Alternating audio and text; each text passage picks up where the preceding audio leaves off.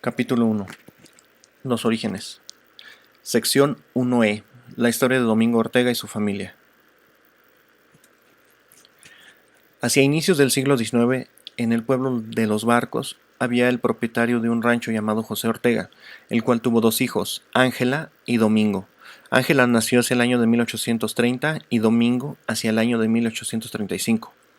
Sus dos hijos se casaron con dos hermanos, de apellido Luna. Estos eran de origen árabe. El esposo de Ángela se llamaba Lucio y la esposa de Domingo se llamaba Marcelina. Ángela y Lucio tienen un hijo llamado Vicente, el cual se casa con una chica llamada Beatriz Perales. Beatriz y Vicente hacia el año de 1890 tienen un hijo llamado Ángel. Ángel se casa con una chica llamada Saleta Calvillo y les nace un hijo llamado Ciro hacia el año de 1918, entre otros Pánfila, Candelaria, Esperanza, Ángela y Basilia. Hacia 1860 Domingo se casa con Marcelina y tienen puros hombres. Estos nombres de sus hijos fueron borrados con el tiempo. El único nombre que el tiempo no borró es el nombre de su hijo José, el cual nació hacia 1870. Los hijos de Domingo se meten al ejército ya que tenían algunos primos que eran soldados. Se manejaba casi de tradición familiar que algún miembro de la familia se metiera al ejército. José fue el único de sus hermanos que no se metió al ejército. Esta Marcelina murió hacia el año de 1890. Todos los hijos de Domingo eran mujeriegos y parranderos. Dejaron múltiples hijos regados, pero Domingo se los permitía.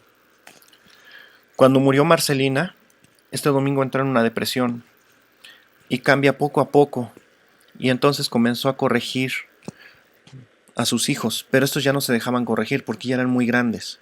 Solamente los golpes de la vida los podían hacer cambiar. Después de la muerte de su esposa Marcelina, este Domingo habló con el padre de la iglesia, el cual le recomendó que leyera la Biblia, la cual tardó mucho Domingo en conseguir, y también tardó muchos años en leerla. Pero conforme la fue leyendo fue cambiando poco a poco, incluso el trato con sus trabajadores. Incluso adoptó a un niño que no tenía padres. Este niño fue adoptado hacia el año de 1900. Juventud de José. José vivía la vida alegremente, al igual que sus hermanos. Hacia 1895 se junta por un tiempo con una mujer, de la cual les nació una niña. Pero como José golpeaba mucho a esta mujer, la mujer lo abandonó y le dejó a la niña a su cuidado. La niña creció únicamente con el cuidado paterno, por así llamarlo.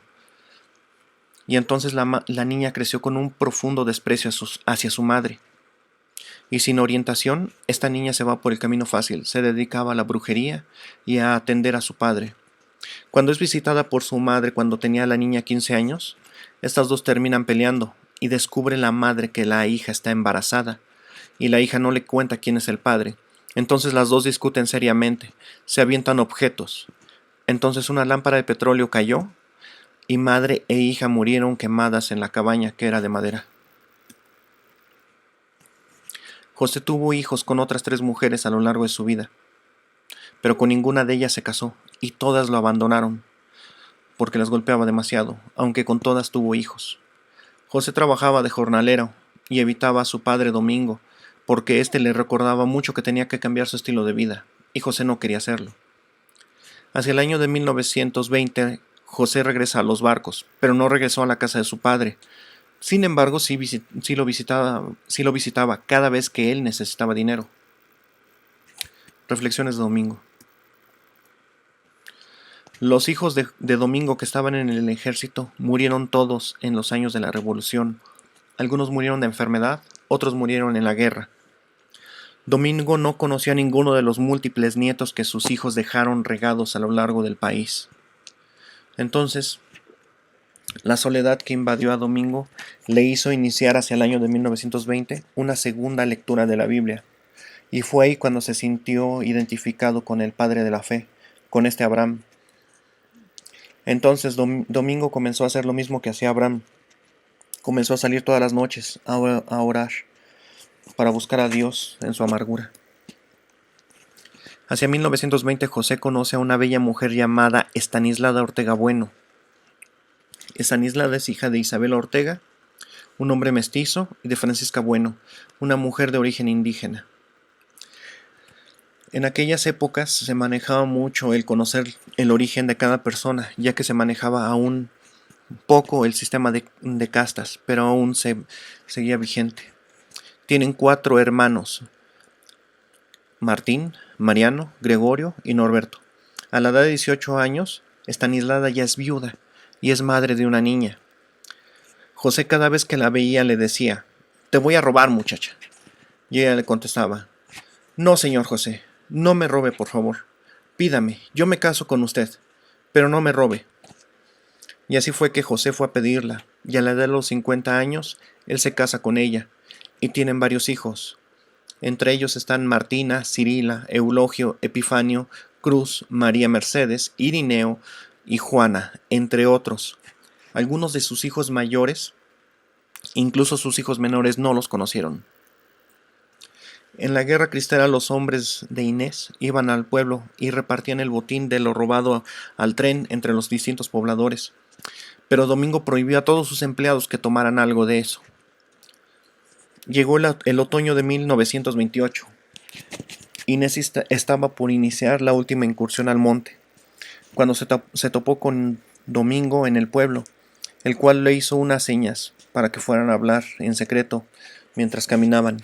Entonces Inés lo siguió a un costado del camino mientras platicaban al subir el cerro. Entonces Domingo le dijo: «Hay rumores entre los militares de que van a ir por ustedes si vuelven a asaltar el tren, porque están dejando a varios pueblos sin comida». Inés le contestó: «Desde que decidí tomar las armas, sabía que vendrían tarde o temprano por mí y por mis hombres. Y le agradezco mucho la información, señor Domingo, pero ni siquiera todos mis hombres pueden vaciar un vagón lleno de grano, mucho menos todo el tren. Lo que nos llevamos es solo lo que podemos cargar en los caballos, burros y mulas que escondemos junto a las vías del tren, y apenas es suficiente para que coman nuestras familias y un poco la demás gente». Domingo le contestó: «También debido a que han robado muchas haciendas los pobladores, estos los van a delatar». Entonces Inés le contestó: «Mis hombres jamás han saqueado una casa o hacienda, porque yo sé que fue por saquear la casa de mi bisabuelo que lo mataron en la guerra de independencia cuando mi bisabuela Miriam estaba en México. De la gente no me preocupo, porque mientras los perros tienen un hueso que morder, estos no ladran. Aquí es donde usted me preocupa, señor Domingo, porque por los años que me llevas, yo sé que usted va a hacer cosas buenas, pero asegúrese bien de ganar el favor de la gente». Entonces, al llegar donde los caminos se separan, ellos se separaron y nunca más se volvieron a ver.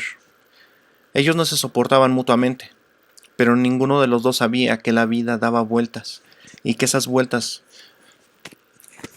los iban a acercar de una manera misteriosa. Domingo comenzó a decir que ninguno de sus nietos se iba a casar jamás con un prado, aunque vinieran a pedirlo de buen modo y prometieran fiesta y casa para ello. Toda esta frase se puede resumir en una frase que ellos decían, que es la siguiente: «Con un prao, ni dao». Esa frase fue célebre en su familia durante los siguientes 30 años, hasta que se dio por primera vez el primer matrimonio entre Prados y Ortegas. Más golpes de la vida. Domingo llegó a apreciar mucho a la hija de Estanislada al grado de que la consideraba su nieta. Cuando llegó el invierno de 1928, la niña de 14 años se enfermó. La llevaron a ver a varios médicos y curanderos, pero ninguno lograba saber lo que tiene. Al final le dicen que su enfermedad es causada por el frío del suelo, ya que en aquel tiempo la gente dormía en petates. Así que le dicen que le compre una cama para que no esté en contacto directo con el suelo. Así que le compraron una cama. La recuestan ahí, pero aún así, tras un par de semanas, la niña murió. Le pusieron un vestido blanco para velarla, y asisten las personas del pueblo. María Mercedes, que para entonces todavía es una niña, recuerda a su hermana mayor como si fuera una princesa. Pero el nombre de esta chica, el tiempo también se lo llevó. Se cree que la niña murió de influenza. Cuando la niña aún estaba enferma, el padre de la iglesia le dijo a Domingo que le ayudara a esconder a unos sacerdotes que huían, pero Domingo se rehusó.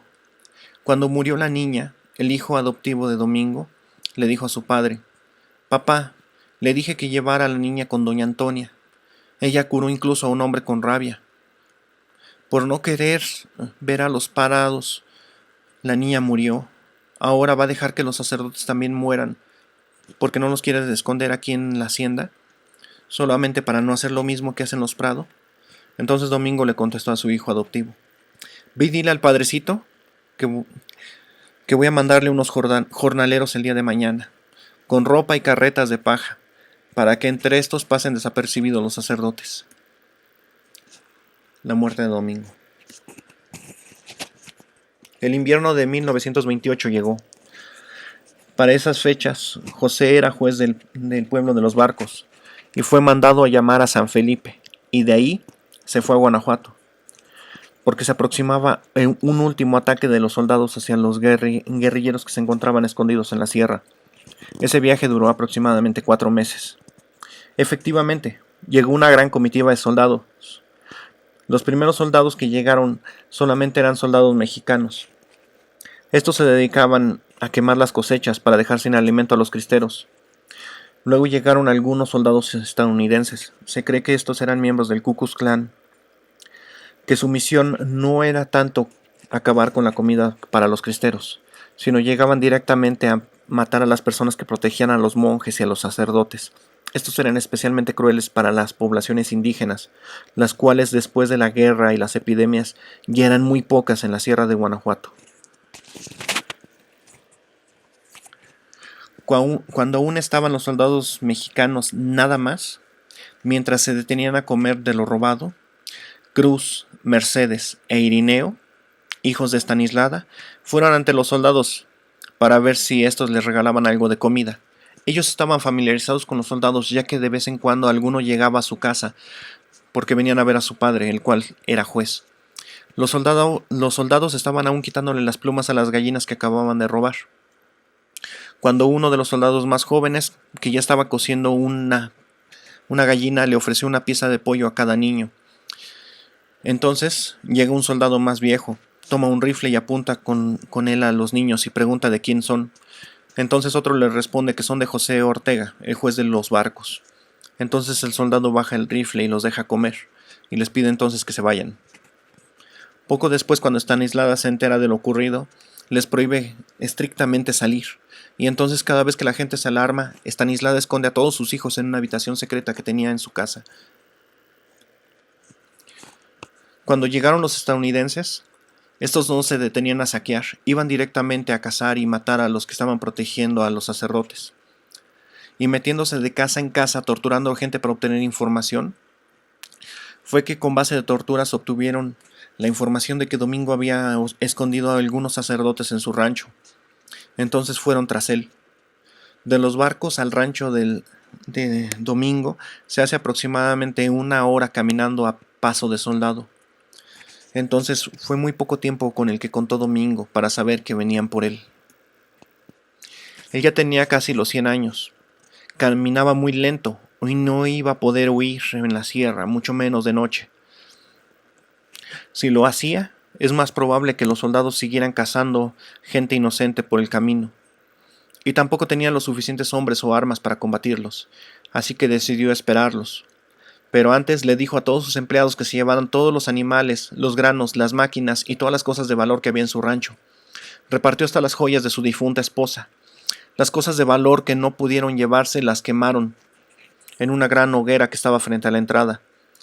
Solo se quedó don Domingo y su hijo adoptivo a esperar a los soldados. Cuando llegaron los soldados se sorprendieron de encontrar las puertas abiertas y una gran fogata frente a ellos. Domingo y su hijo estaban sentados en paz frente a las llamas, ambos esperando la muerte. Los soldados los golpearon, los amarraron y entonces comenzaron a buscar en vano a los sacerdotes en el rancho. Pero los sacerdotes ya habían logrado ir al monte, y como era de noche, era prácticamente imposible encontrarlos. Entonces, cuando estaban amarrados, Domingo le dice a su hijo: «No estés triste, porque tú sobrevivirás, y deberás contar en el pueblo esto que va a ocurrir, y lo que también te voy a decir». Cuando murió mi esposa, el padre de la iglesia me aconsejó leer un capítulo de la Biblia de cuando el padre de la fe, Abraham, perdió a su esposa Sara. Yo me identifiqué mucho con él y quise saber más de él, y vi que por su piedad y su fe, Dios le prometió una descendencia incontable. Yo hasta apenas ahora puedo ver a mis nietos. Si yo hubiera muerto hace 10 años, no hubiera logrado ver ni conocer a ninguno de ellos. Yo también quise tener esa promesa para mí, tener muchos hijos, muchos descendientes, incontables, y que todos ellos sirvieran a Dios. Y por eso fue que hice lo que tú ya sabes, pero ahora veo que fue poca cosa lo que hice. Hace un par de noches, después de que llegaron los sacerdotes, me fue dicho en un sueño que si quería esa promesa efectivamente tenía que padecer en el nombre de Cristo, y al ser partícipe de su aflicción, también participaría en su gloria. Mis hijos y nietos se fueron de mi lado hace mucho tiempo, y no quisieron conocer a Cristo, pero en el final de su vida le conocerán, aunque ella sea solo para alcanzar la salvación, y no para conocer glorias mayores. Pero me dijeron que estos de aquí, estos nietos que tengo a mi vista, y los hijos de mis nietos, sí que conocerán a Dios y alcanzarán glorias mucho mayores con las que yo ni siquiera sueño. Cuando me enteré de que en la Ciudad de México los sacerdotes católicos estaban negando a los cristeros, yo me entristecí mucho y me identifiqué un poco con Inés. Y se quebró mi fe, hasta que anoche me regañaron por haber puesto mi fe en los hombres. Me prometieron que por medio de una aflicción alcanzaré más gloria, para mí, para mi esposa, para mis hijos y los hijos de mis hijos. Que entre mi sangre habrá algunos que serán llamados siervos del Altísimo, y le harán una casa a su Señor, aquí cerca, al pie del monte. Así que cuando seas libre, le contarás esto a los del pueblo, para que se enteren mis nietos, y a los hombres que hay en la sierra les dirás que la guerra está por terminar.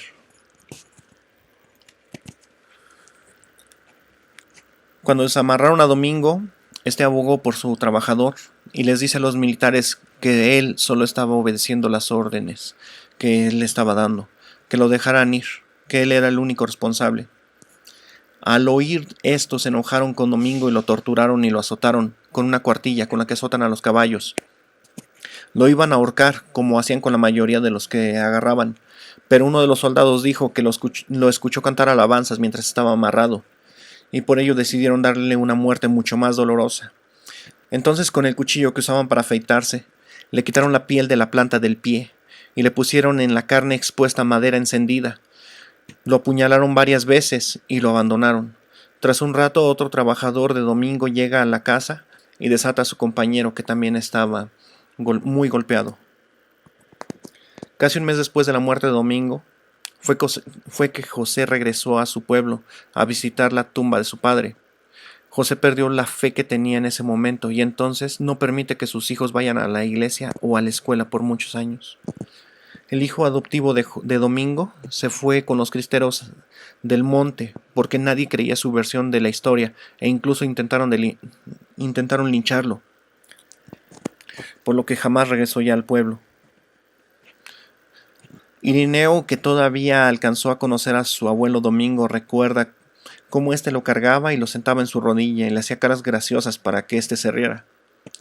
Irineo me contó la ironía de que estos dos hombres que se odiaban, es decir, Inés y Domingo, tuvieran al final la misma promesa porque sirvieron al mismo Dios.